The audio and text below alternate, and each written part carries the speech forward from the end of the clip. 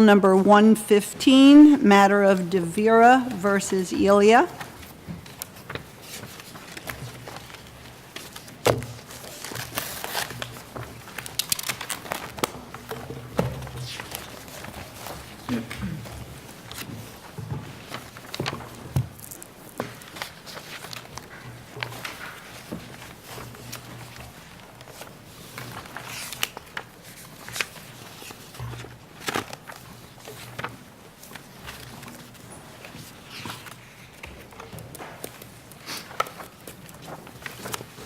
Good afternoon, Counsel. Good afternoon. May it please the Court. Zainab Chaudhry for the Commissioner. Your Honor, if I may, please reserve 1 minute for rebuttal.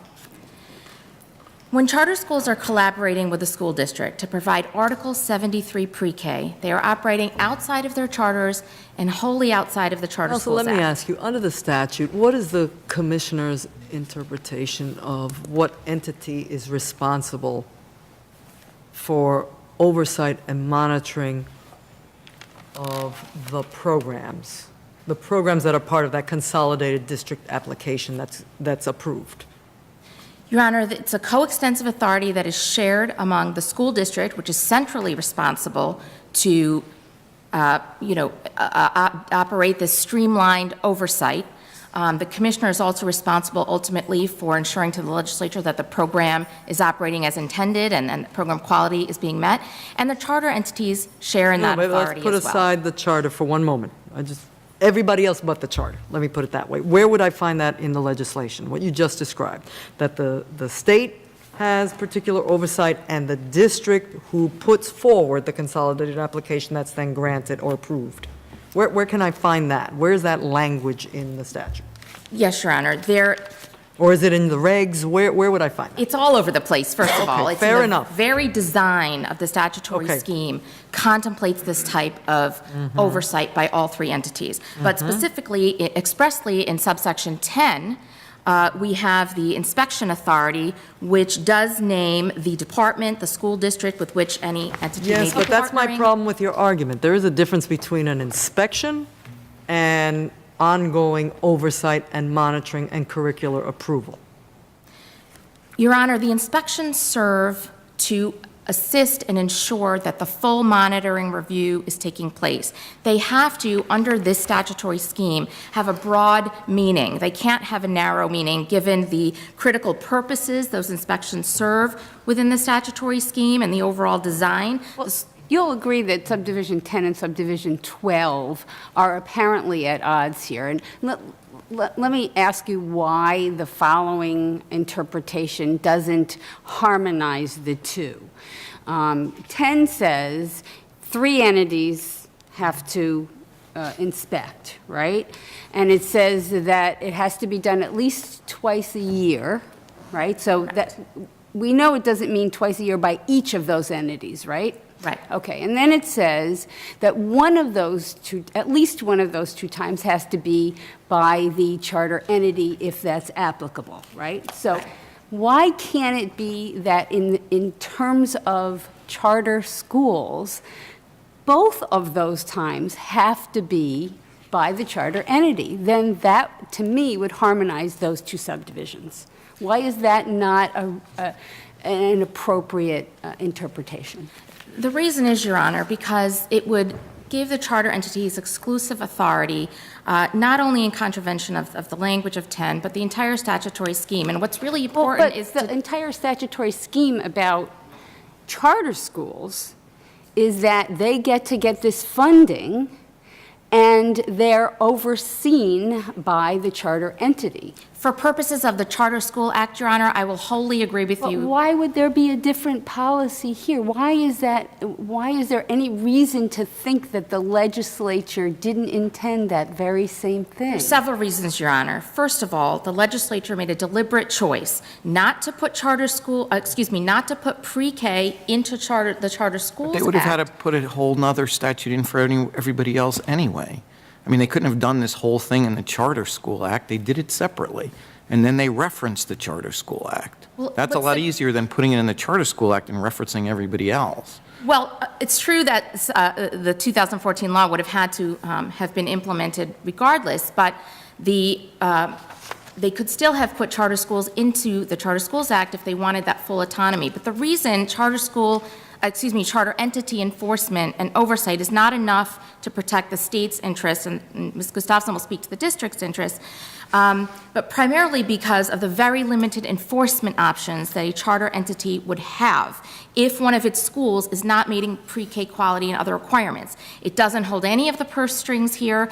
It's not a party to any pre-K contract. The charter that it has with its school only covers K through 12. So the only thing it could do is enforcement under Article 56, which only allows for revocation of the entirety of the charter. Can I ask go up a little bit to ask a broader and a very basic question? I apologize, but under this grant system that worked here, there was certain money available to the city, and there was a consolidated application, but it's unclear to me, and maybe just the way I read it, that application was then made through the school district to the state and approved, and the money went back down to the state and then was dispersed according to the application?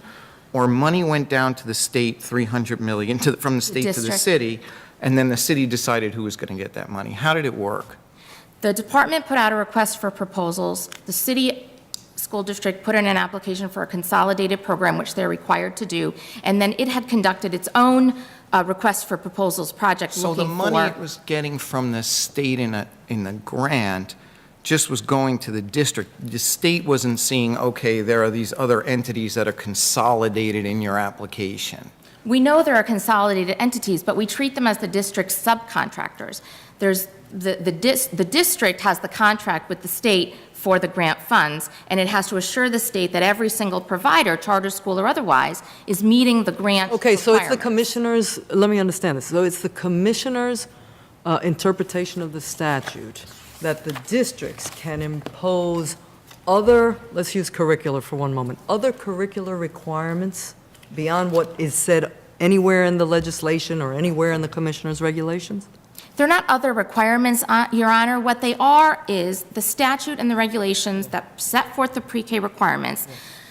They cover the 8 quality criteria in a generalized manner, but the way they have to be, the district's contract terms, and Ms. Gustafson will speak to that, but the commissioner found them to be directly correlated and linking back to each of the statutory factors, and that they were a reasonable means to implement the district's obligations to us. So number 2, all universal full-day pre-K programs shall demonstrate quality on the following elements. Let's just pick the first one, A, curriculum. Okay. So that is referring to the partners with the district when it says all universal full-day pre-K programs, right? We're talking about the programs that are actually delivered by the partners, correct? Correct. Okay. Where do those partners find the curricula, or can they design it themselves, or is it the district that designs it and imposes it on them? They do have the ability to be Who's the innovative they? and I'm creative. sorry. I'm sorry, the charter schools as a provider, Well, the or the provider. providers in general. Yes, yeah. Yes, they have the ability to be innovative and creative in developing their programs as to each of these aspects of the quality criteria.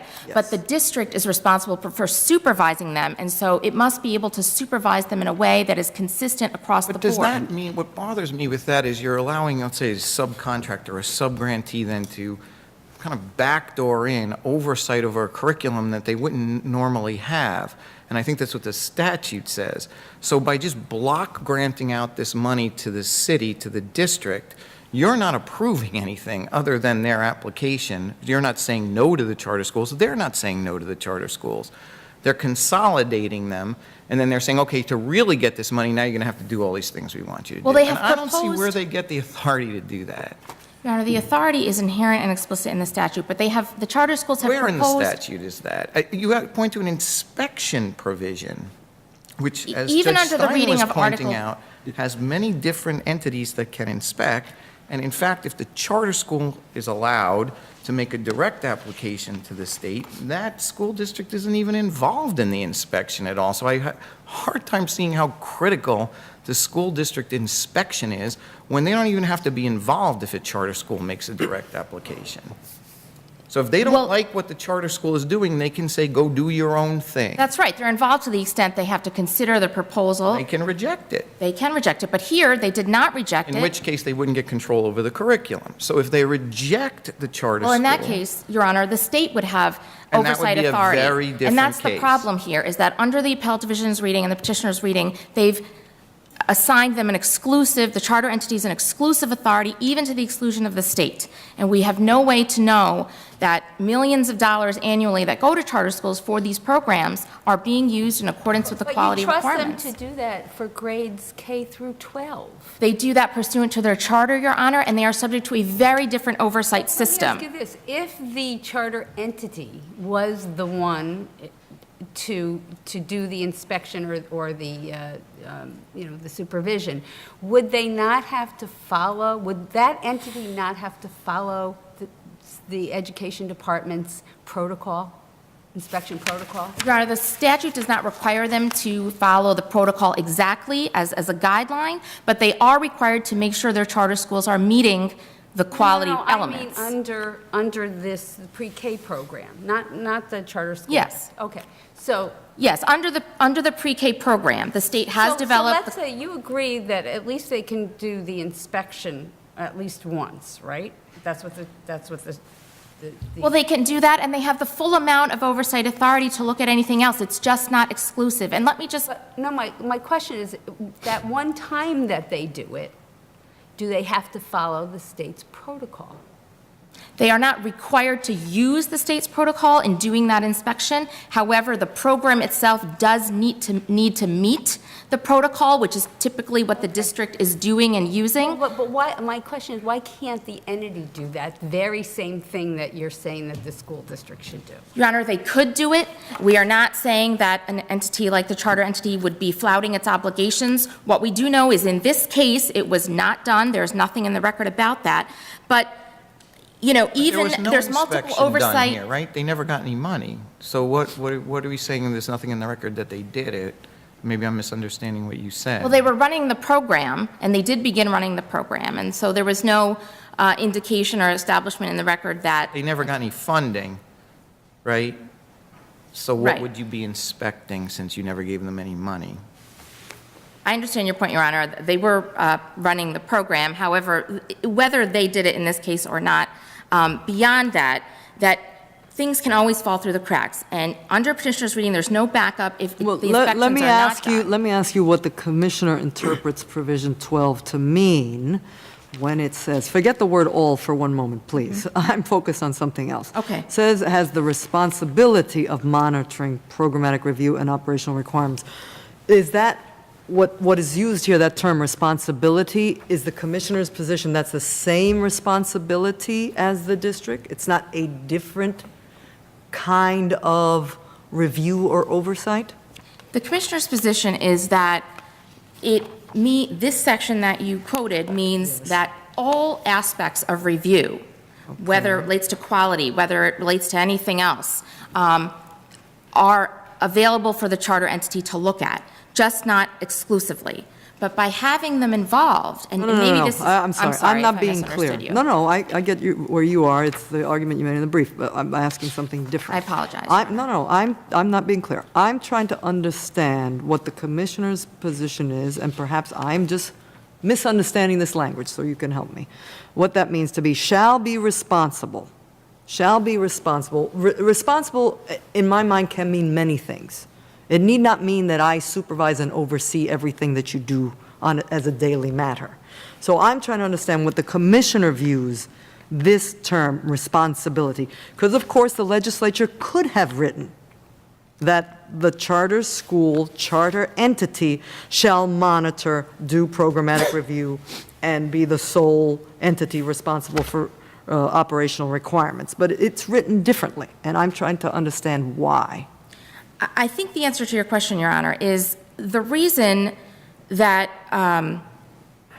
they needed to affirmatively grant a responsibility to the charter entity is that under, and this is one of the core purposes of Section 12, which is not only to bring charter schools in to be able to participate because they are excluded otherwise, but the charter entity is also excluded from any oversight authority or responsibility Just by virtue of the Charter Schools Act, its authority was originally, it's created there, the charter entity is limited to their role there. So in this case, the legislature had to put it in, and this was the purpose, the main purpose behind subsection 12. And it might help, just, I understand my time is expired at the moment, but just to quickly say, perhaps it would help to step back and look at why the legislature would have included charter entities at all if they didn't want them to have all the responsibility. It's common to have shared oversight in the education context, even under the Charter Schools Act. The charter entity is not the exclusive oversight authority. It shares that authority coextensively to the same extent as the Board of Regents. So it's never had exclusive authority anywhere. But secondly— May I ask you, I'm sorry, go Yes. ahead in a second, and then I'll ask you after. Just to quickly say why the legislature gave them a role. They gave them the ability to ensure two things. One, that pre-K offered by their schools is appropriately integrated with their early elementary education. That is one of the quality requirements in the pre-K law. And the legislature understood that that could only happen for charter schools if the question of continuity and integration if they gave charter entities a role in that process. The second thing is it makes sure that the provision of pre-K that the school is offering does not affect the school's ability otherwise under its charter to meet those terms and meet the requirements of the Act for their K through 12. So you need the charter entity involved, but the legislature never intended that to be an exclusive authority. I just wanted you to correct me about two things if either of them is wrong. One is that the state, when it issued the RFP, advised school districts that providers that were included within a bid would be subject to the jurisdiction of the local school district. Is that correct or not correct? That's correct, and it's required because they consider them subcontractors, and the district has to give the state assurances, not just from the statutory terms, but from the grant terms. So about what it counsel, will do. under appropriate circumstances, can the charter make a direct application to the state? The charter school, Your Honor? Yes. Only if it's denied inclusion Okay. in the So district's answer is yes, application. correct? And if they are accepted, would the state require that charter to enter into the same kind of contract with the same specific programmatic requirements? The programmatic requirements would be the same. We would likely require them to use the statewide protocol, but it's the district in that case that would have no authority to oversee. So, I'm sorry, would sorry. that, just to follow up that question, would that be, has that happened? Have charter schools gone directly to the state? There are no charter schools currently operating independently, and the only ones that are currently operating at all are under the New York City's consolidated program. The second thing that I wanted you to Yes. correct me about if I'm wrong is that when the city responded to the RFP, it told the state that it would be responsible for, among other things, the curriculum of the alternative providers included within its bid. Well, it was going to make sure that the curriculum was going to meet the quality standards that the statute and the grant terms required. Okay, thank you. Thank you, counsel.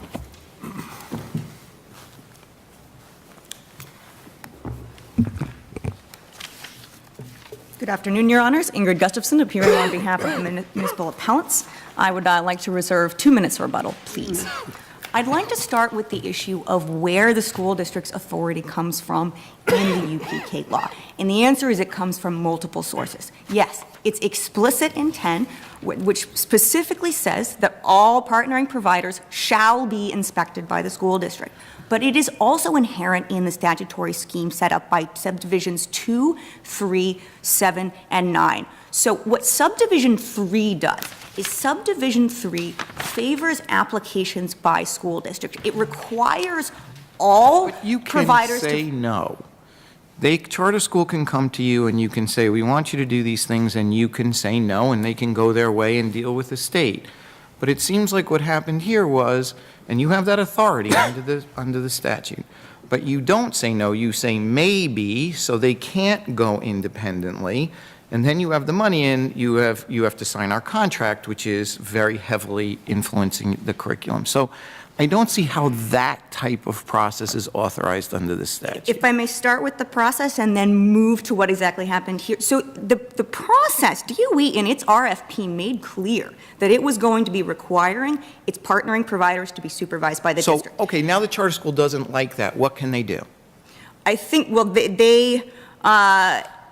Yeah. Well, the statute requires them to first go through the school Right, district. and you're I mean, saying that is maybe what- if you sign this thing that you're not going to want to sign, but we're going to say yes, contingent on that. So what can they do at that point? That is They can't go independently, and they don't want to agree that you have authority over their curriculum, so they're stuck. That is the nature of the legislative design. It requires all partnering providers to first go through school And you have a district. yes or I don't no understand how they're rule. stuck.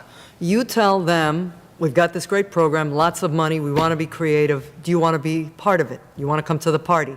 Tell them, but we're going to have requirements for you to come to the party. And they say, okay. They said, okay. And that is exactly what happened They here. reserve their rights when they said okay. But they can't do that. So the point is, they get neither a yes nor a no from you, so they can't go separately. And then when you get your block grant, which it seems you already had, you can say, we'll give you this money, but you have to sign this contract, which is influencing or imposing these requirements on your curriculum, which arguably under the statute you can't do. But the problem, it seems to me, is the charter schools have no way then to go directly to the state and have the state pass on whether or not we want to grant you this money, except if they agree to your terms. And if they don't, they have no recourse. So you are essentially putting yourself in the position of the grantor with conditions on curriculum, which I think is problematic under the language of the statute. I disagree, and if I may, I think that's inherent in the design, and I think the larger issue here is this. This statute doesn't function like the Charter Schools Act for any provider, including charter schools. The Charter Schools Act is based on an accountability and oversight scheme that is very hands-off. The UPK law is not. It is a quality standards-based law. But UPK was enacted before the Charter Schools Act, so they're two very different things. And I guess my question is if the state, if the legislature was willing to give charter schools this degree of autonomy in grades K through 12, why can't they be trusted to do that? Or why can't they be trusted? Why wouldn't the legislature make the same determination when it comes to pre-K? Yes, somebody obviously has to oversee them, but the charter entity was good enough for K through 12. The answer is that they didn't, and there's nothing weird about that. The UPK law sets up a unique scheme for every provider. It's not integrated with K through 12 for anyone. It's a unique program that functions through ongoing oversight, through specified quality standards and other requirements. And there's a very key difference between how the Charter Schools Act works and how the UPK law works. School districts are the ones in Subdivision 3 who are made responsible for determining which programs are funded and which programs are renewed. And it can Part only of the problem, do counsel, that in K through 12, there are objective assessments at the end of the day that you could look at to see if a program is successful, and that's very different from a pre-K program where it's more difficult to assess where children, and every child is going to leave the program and go on to kindergarten. Is that part of the issue? I think it very well could be, but I think the key is that the legislature here made a judgment about what this type of program was going to be like, and it was going to be based on ongoing supervision and compliance with quality standards. Districts cannot grant or renew funding to providers that don't meet those quality standards. And what the third department's decision would do... Well, but they don't go in and monitor and do all these things before they grant the application. So isn't the question really whether they're going to renew the application? Or I think the renewal power is key, but the third department's decision here would strip that of any substance, because... Well, no, it would require them to rely on another agency to implement the review protocols established by the state. That's what it would... I think this will answer your question, Your Honor. Here's our problem. The Charter Schools Act, what petitioners are proposing is not how things work under either the Charter Schools Act or under the UPK law. Under the Charter Schools Act, charter authorizers are the ones who grant charters and the ones that renew them and the ones that are ultimately responsible for oversight. Under the UPK law, as it usually works, again, petitioners concede that usually under the provisions of this law, DOE can provide the kind of supervision it does here. Usually under the UPK law, DOE has the renewal authority, and it also has substantive review authority. What petitioners are proposing is a disconnect. School districts are responsible for making the determination of who gets into the program and who gets renewed, where the money is going. They have no substantive oversight authority. Charter authorizers have all of the oversight authority, but no ability to determine who's actually participating. That's not how it works under either statute. I say, at the beginning, you mentioned that the scheme overall supports your position, and you got to discuss 3, but you also mentioned 7 and 9. You run out of time, but can you quickly tell us what's 7 and 9? It's 2, 7, and 9. Only, and all what those provisions provide is that providers can only participate in the program if they meet detailed quality standards and other requirements. Again, and DOE is the one who's making that determination.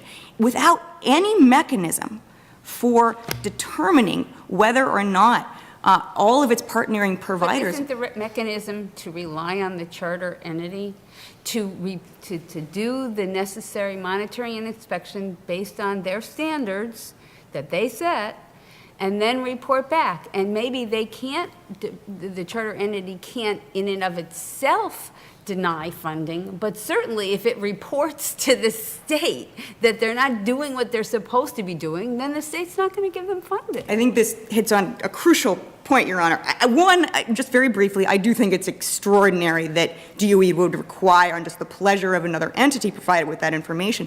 But what petitioners are relying on here is that, or hoping for, I believe, is that charter authorizers aren't going to do the kind of supervision that is required by the UPK law.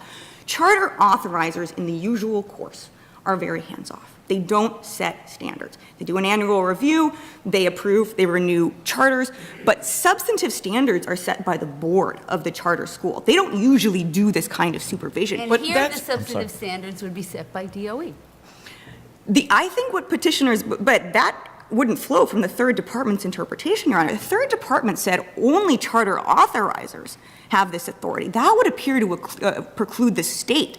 And petitioners have never defended that result. If it's true that only... Well, so as I understand it, it would preclude the state from being the one to go in and monitor and inspect and all that stuff, but it wouldn't preclude the state from saying, you're not getting our money. The money, yes. Okay, I think here is another issue.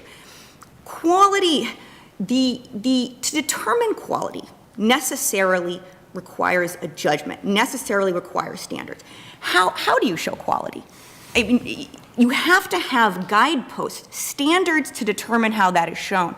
What the third department's decision does is it says only charter authorizers get, at least on its face, it appears to say only charter authorizers get to do that. But it's DOE that has the responsibility of making the funding determination here, and it's the state that authorizes this program. But you can make that, what I come back to is you can make that and say, under these circumstances, we can do this. I'm sorry you're not part of our consolidated application, which takes you out of the inspection protocol. It takes you out of this.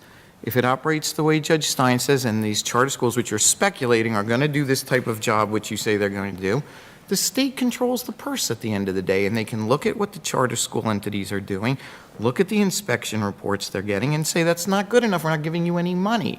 So I don't understand this insertion of the school district into this way. You can deny them part of your consolidated application. Here's the issue with that, Your Honor. The Subdivision 3 directly requires school districts to solicit applications with charter schools. But you can say no. You can say, look, if that's your view, and some sign this and some don't, if you aren't willing to sign this, then you're out. That was made very clear, Your Honor. So now everyone knows you're out. So now charter school comes, they're not signing something, you say, no, go your own way. And then they can go to the state. And so I don't understand the crisis that will happen if the statute provides for charter schools being able to go directly if the school district doesn't have this authority. Because the statute contemplates that you don't. I think the school district would be in the situation of doing a blanket no. Here's the issue with what happened here. What the application success submitted complied with all of the requirements of the contract. I mean, and I think that shows why what this lawsuit is all about is it's a debate of philosophy. The petitioners here don't want to be subject to the oversight scheme that is contemplated by the UPK law itself. They want to be subjected to the Charter Schools Act. The contract sets baseline substantive standards.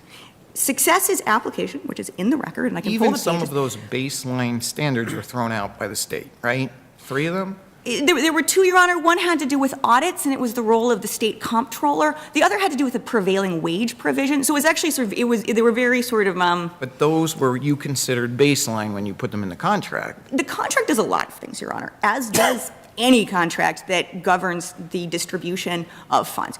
It requires compliance with all sorts of laws, discrimination laws, for example.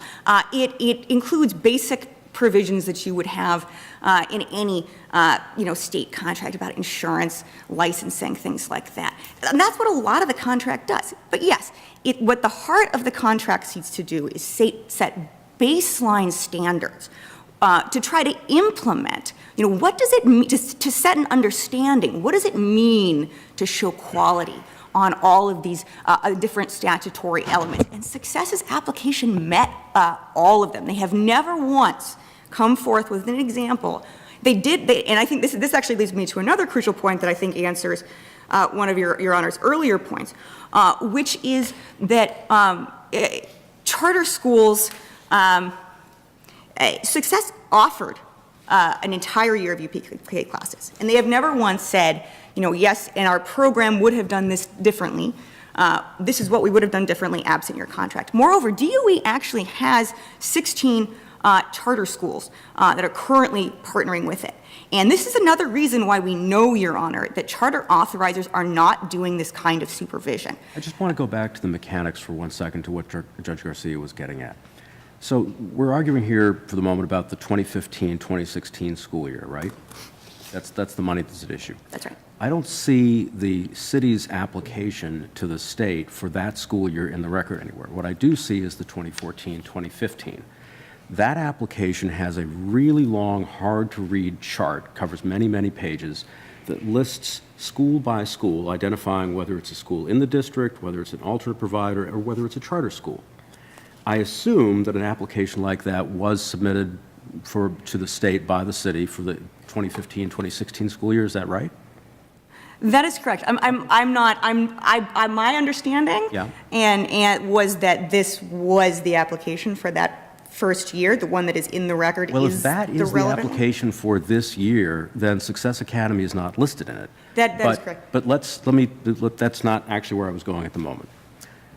So each of those lines has got an entry for a number of students, et cetera, and that then comes down to eventually a total dollar number of $294 million distributed against everybody who's in the consolidated application.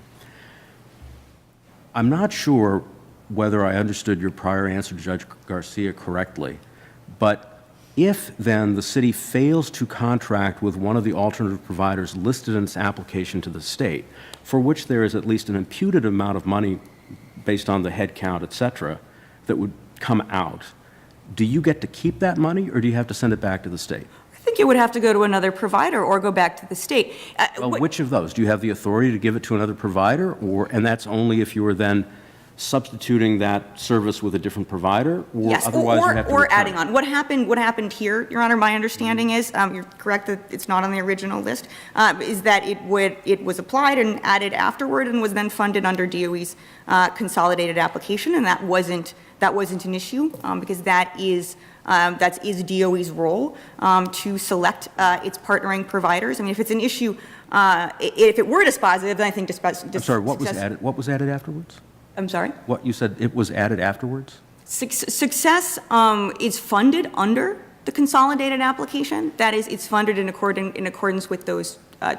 Even though it's not listed? In that $300 million, the application for the $300 million. Even though it's not listed in that list that you've included in the record? Thank you, counsel. That is correct. Thank you. Thank you. Counsel?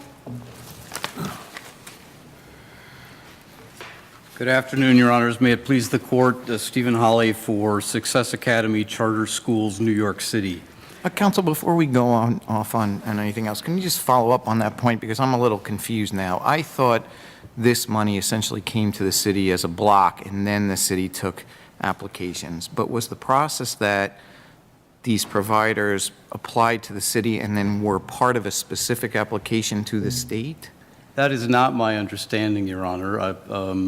I could be wrong about that, but my 300 understanding million was is the total amount going to New York 300 million City, right? came to the New York City Department of Education. They then had an RFP process and decided who was going to get that money. But I don't believe the State Education Department was making that determination. Well, then, counsel, what do you make of what is at the record at 2173, which has a whole series of charts behind it, and just before that has an affidavit from, I've forgotten the woman's name, Ms. Pappas, I think, affirming that it is a true and accurate copy of the submission made by the city to the state.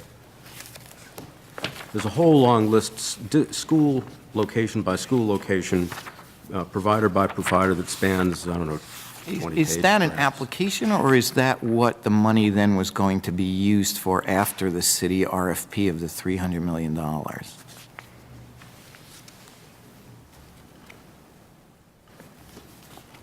And, Your Honor, just to be clear, you're referring to the statement of assurances that starts on page 2173? Well, the whole thing really starts on 2153, but then the chart that I'm referring to, yes, is the statement of assurances that starts at 2173 and then continues after that.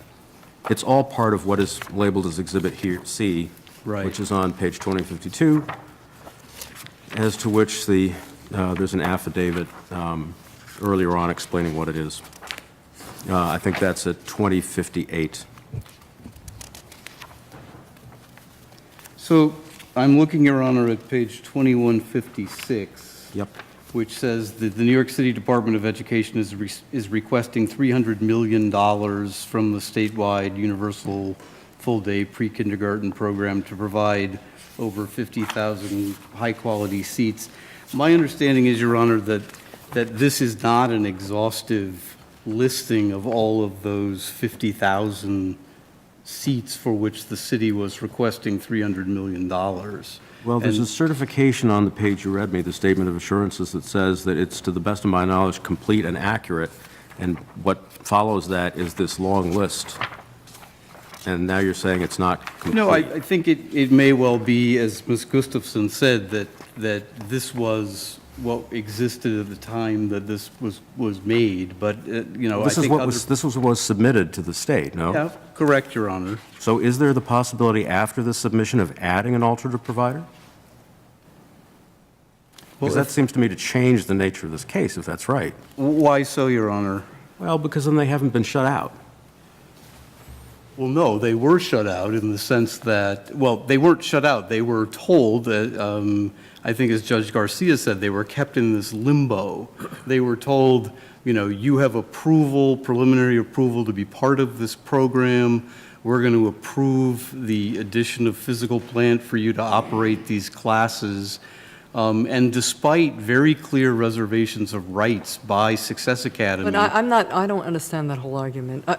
I thought, please help me on this. I thought the city said, yes, we'll include you in the consolidated application, subject to signing off on our contract. So at that point, Success knows that there are terms that it's going to have to comply with.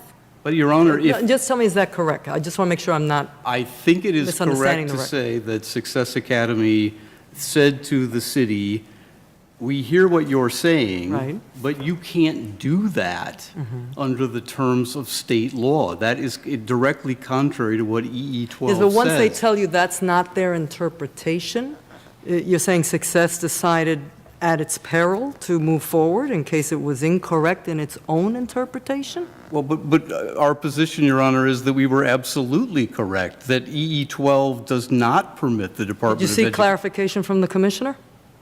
Not until we brought the appeal from the decision by the DOE to say, unless you sign this contract, we're not going to give you any money. Did you ask the department, the city Department of Education, to then make clear that it was rejecting including you if you didn't abide by the terms, since that was the position of Success, so that you could seek independently to get a grant from the state?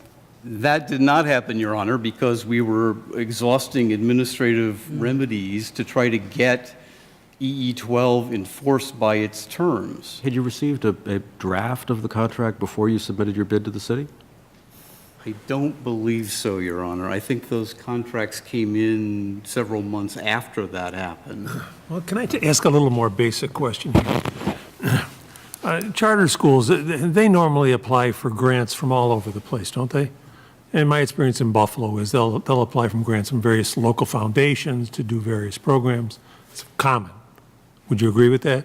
Well, yes, but their principal source of funding in the K through 12. I understand that, but it is common that they apply in the same way that a not-for-profit would apply for various grants from various foundations. To supplement the money that they get as public Right, you don't have to schools. qualify, and I'm not trying to trick you. I just want to know if it's done, if you would agree. It that it's is done that some charter schools do seek funding in addition to the funding. So I say to myself, when I look at this, if the school was applying to a grant from the Ford Foundation, and the Ford Foundation says, yes, you've been accepted for the grant, here is the contract, and these are the terms of the grant. Now, this is outside your statutory freedoms that are outlined for K through 12, so I see those as separate and clearly set out. Why wouldn't this be the same as any other grant that you're applying for any national foundation or any other one? Because in those circumstances, Your Honor, there isn't a state law that says in absolutely clear terms. I mean, I hear all these arguments about how there's some inherent, somewhere in the penumbra of this law, there is some principle that says that all these other people get to regulate pre-K classes provided by charter schools, but that's not what the law says. The law says all such monitoring, programmatic review, and operational requirements under this section, i.e. everything that's coming before, except for that little piece in 10, which talks about inspections, shall be the responsibility of the charter entity. See, that's my difficulty, and that's what I was asking before to the commissioner's representative. The statute is written as the providers don't get to self-monitor. It's the state and the district. They don't get to self-monitor.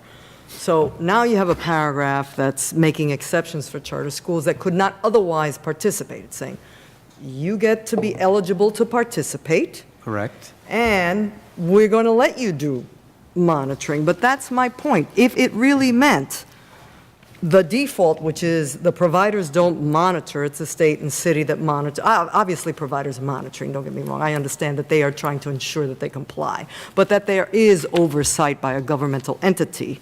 That then 12 is saying that monitoring, programmatic review, and operational requirements are your responsibility, because otherwise you have no responsibility.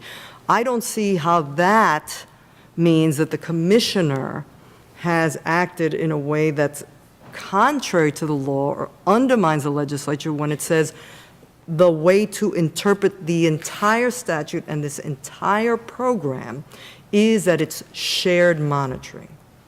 Your Honor. Because you have no provider has no monitoring otherwise. No, Your Honor, I just want to make sure that you and I are on the same page when you use Yes, the and I word- may be misunderstanding it. No, That's no, why I'm and asking because all to of me, you to help me with that. To me, the provider in this case, in your parlance, is Success Academy. Yes, And sure. it It's is the not- day-to-day working with the kids. Right, and it Yes. is not our position that Success Academy is not subject to any oversight by anyone. It is our position that this statute very clearly says that all monitoring, programmatic review, and operational requirements are the obligation of the State University of New York as the charter entity for Success Academy. Counsel, let Right, me but ask you- my question was, why does that mean that it can't be, why is the commissioner wrong looking at the entire statute? And that the default is that the providers are not self-monitoring in the truest sense, to say it's shared oversight, it's shared.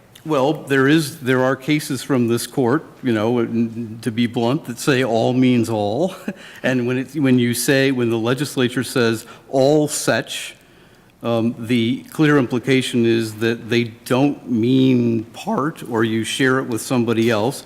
And the phrase shall be the responsibility of the charter entity seems pretty clear. It doesn't say the charter entity has some role. Yeah, I know. It My says problem shall is be. that if it really meant what you say it means, it would have been is solely responsible for, and then you would have listed these three categories. And that's my problem. I'm not sure that it equates. Well, And that's Judge- what I was trying to understand. Judge Rivera, I think the next few words are also important, and it says, "and shall be consistent with the requirements under Article 56 of this chapter," which of course is the Charter School Act. And so it's saying that in the same way that K through 12 classes offered by charter schools are principally, they are, regulated by charter entities, that's also going to be true of pre-K classes.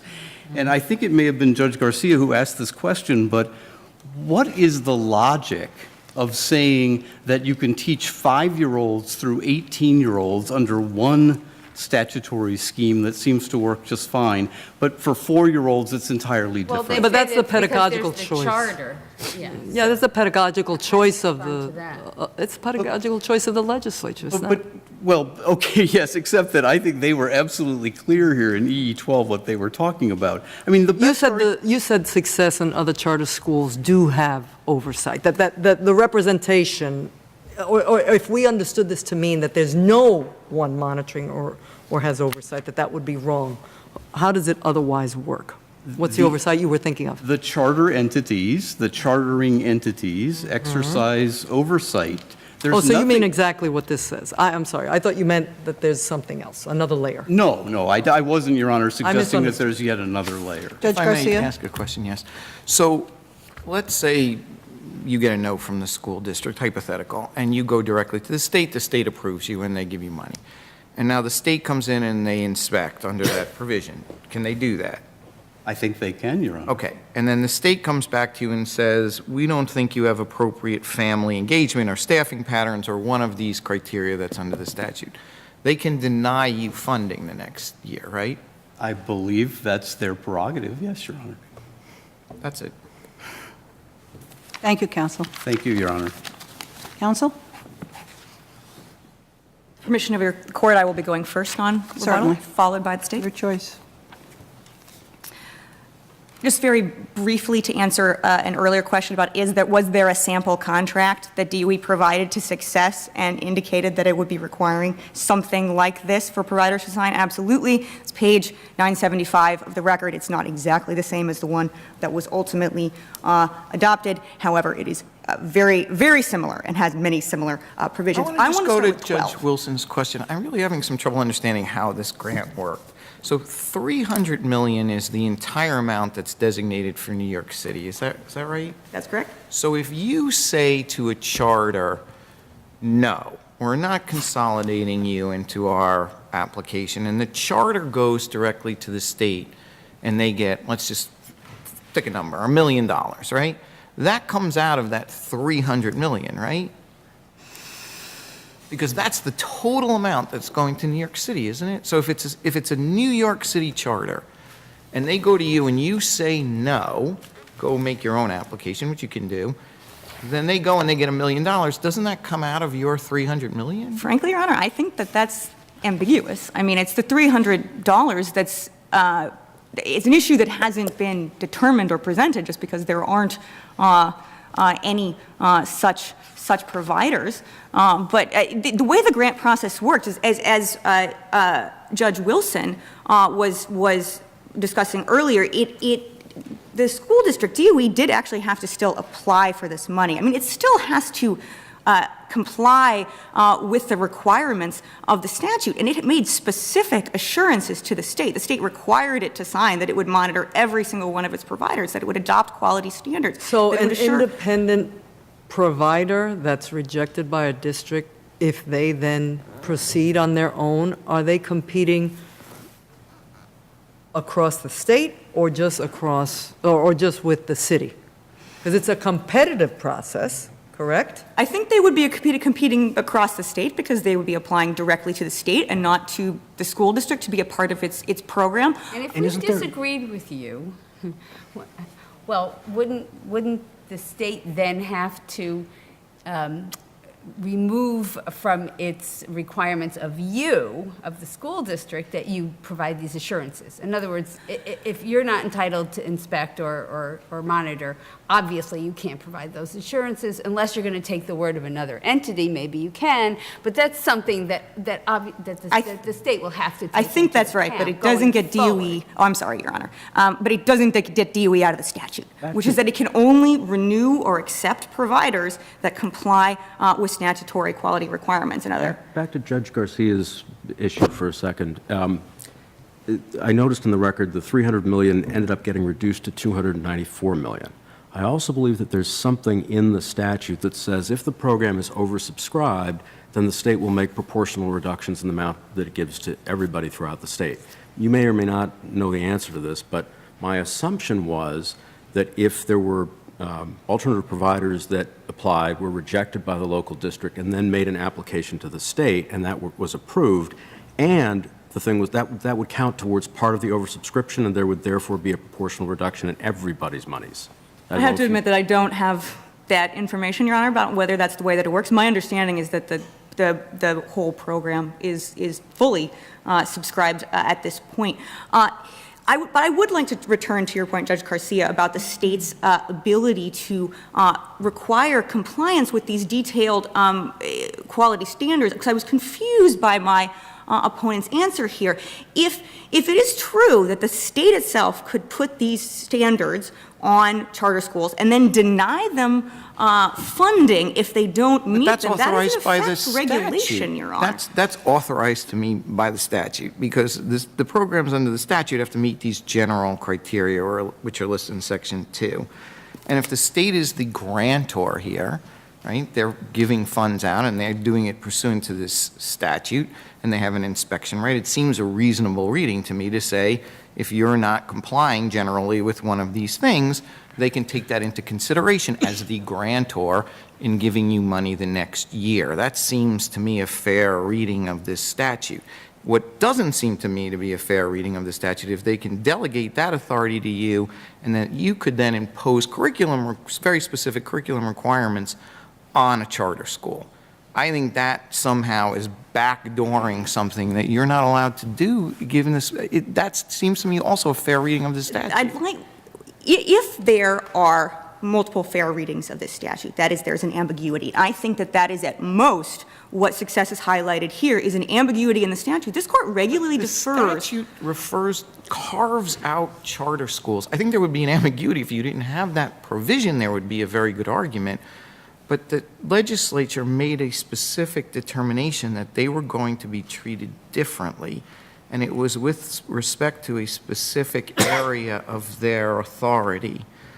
And I have a hard time reading the inspection statute to allow that authority somehow to be delegated down to a school district, which has an option of taking a charter school into an application, to provide an oversight that seems to me specifically excluded by the statute. I would love to focus on subdivision 12 then, because we all agree this is how it works without subdivision 12. And I think for petitioners to prevail here, they need to prove that it is crystal clear and not in conflict with the rest of the statute. And subdivision 12 is at best ambiguous. It doesn't say sole or exclusive. It's not framed as an exemption. The legislature has the tools for framing an exemption. It very easily could have said, as Judge Rivera pointed out earlier, sole authority to the charter entities to the exclusion of any other entity. Could have said that, didn't say that. All it said was all such monitoring, programmatic review, and operational requirements shall be the responsibility of the charter entity. That language, by its plain terms, does not preclude a role for other entities. Now, I agree with Your Honor, in isolation, I think that it's not entirely clear what that means. Is it exclusive? Is it concurrent? But in the context of this statute, there is only one interpretation of that language that makes sense, and that is the commissioners. The word all, we can agree it means all. Sometimes it also has the additional meaning of exclusive. And the question here is, does it also have that additional meaning? The statute, does it actually say that? That's not consistent with the rest of the law. Let me give an example. So let's say that the legislature, and they've done this. Well, can I ask you, could it, the charter entity is SUNY, correct? In 12? That's Well, for these schools, I'm sorry, for these schools, For I'm this, sorry, yes, for these to petitioning clarify. charter schools, that's So correct. that could be to clarify that it's not the individual charter school, that it's their charter entity, that would be part of why that language would be there. The all such. In terms of the monitoring. Absolutely. What In that. terms of the whole sentence, everybody wants to look at one word. Let's look at the whole sentence, shall we, for a moment? I'm sorry, I am not entirely sure I'm understanding the No, question. well, I've just found it interesting that it says the charter entity, right? As opposed to, one could have said it's just the provider, which was my point before. The default here is the provider doesn't have these responsibilities. So this provision is making Yes, it possible Yes, and in for the the- charter entity as opposed to the provider. yes. And in the usual course, charter entities, and this language needs to be there to give if the legislature is going to put charter entities on the hook, which is what I think this language does, it needs to be there. Because it otherwise wouldn't be clear. Because charter authorize, otherwise supervise according to a charter, which doesn't apply in the pre-K context. Your time is up. If I can just ask this one question of you. Is the contract, just to be clear, the contract that the city wanted Success to sign off on, was that shown to the commissioner as part of its original RFP to the commissioner to say, New York State, this is what we're going to do, and this is how we're going to do it, this is what we're going to require of them? I'm not sure the original contract was attached to the application. Or a sample contract? I don't think any contract, but DOE did include very specific details about what it would monitor for quality, and it executed 3 pages of assurances to the state that it would fulfill its statutory obligation as the grantor. And if I may just finish, with Your Honor's permission, on one sentence. 30 seconds, go. Thank you very much. To the extent that there is any ambiguity in this statute, I would encourage this court, as it has often done before, to defer to the expert interpretation of the education commissioner. She's been administering the UPK program for 20 years. She has expertise in educational policy, and she knows what mechanisms are required to carry out the statutory scheme that was adopted by the legislature. Thank here. you, counsel. Thank you very much. Counsel?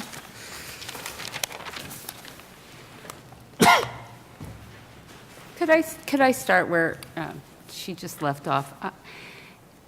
What is the expertise of the State Department in applying pre-K programs to charter schools? The expertise of the commissioner?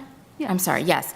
The commissioner has been operating the universal pre-K program, the original framework of which goes back 20 years. Never in connection with charter schools, right?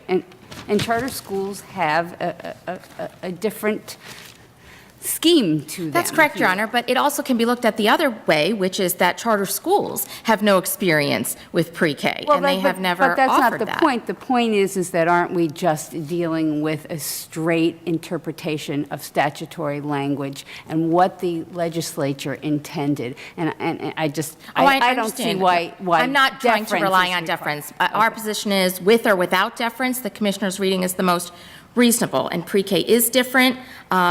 Judge, as you mentioned, they do not have objective standards. The commissioner is not allowed to give standardized testing in pre-K. And if I could just make 2 brief points before concluding. One, I just wanted to get back to the enforcement mechanism. If the charter entity is the only supervising authority, the only recourse they have is to what enforcement mechanisms exist in Article 56, which is only revocation and termination of the charter of the entirety of the school, K through 12 included. They cannot just do something about pre-K, and that is just too severe to be an effective remedy. And it would be implausible that the legislature would have wanted a program. Why can't the remedy be that it's reported to the commissioner, and the commissioner says, you're not getting any more money? Why isn't that an appropriate remedy? It ends the program. Well, the charter entity is not required under the statute to report to the commissioner, but under their But if reading you and have under the... inspection, I think your opponent just said the state can come in and do an inspection, and if you feel the program isn't meeting your standards, you don't have to renew them. Well, I was surprised to hear that, Your Honor, because it's true they haven't squarely made that argument, but that is the logical consequence of the appellate division decision Okay, and but their what reading. if that's true? Let's assume that what he says is accurate. So then what is the problem, as Judge Stein was asking you? What is, you control the funding. And if you inspect them and you believe they're not doing one of those 8 enumerated things in the statute, you say, next year, no. What's the harm here? Your Honor, we haven't had that situation where the school district has not been allowed to do the comprehensive oversight that the legislative design was intended for. But there's a design that says the charter can go directly to you if they don't include them, so it's contemplated in the statute. Even in fact, in the inspection provision, it says the district, if applicable. Contemplating the district won't even be there.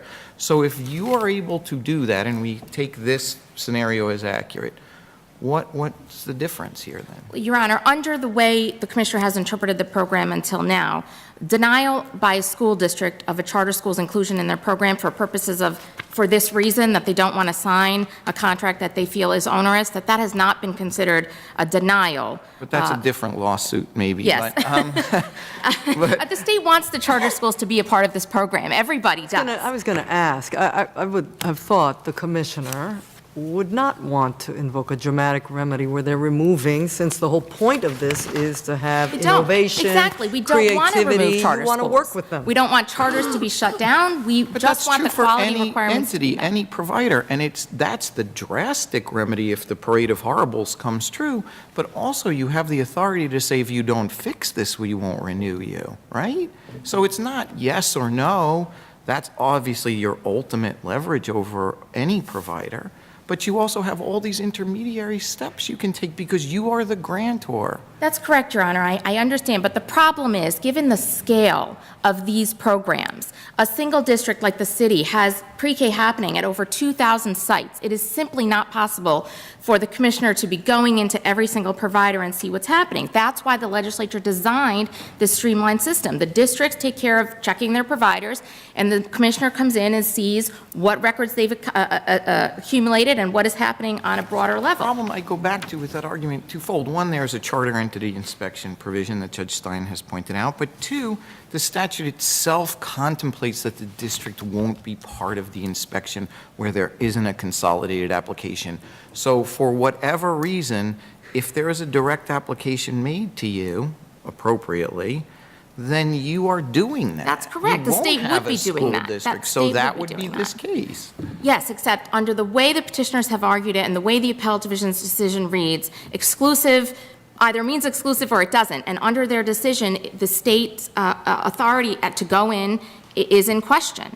May I ask for a provider who has been rejected by a district, is going out on their own, is that one of the factors the commissioner would consider in deciding whether or not to grant, the fact that they would be working independently as opposed to under the auspices or in a partnership with the district, or is that not a factor? It's not a factor in evaluating the appropriateness Okay. of the program they've proposed, but it is the commissioner needs evidence that they have submitted an application and have been previously denied, as that's the statutory requirement.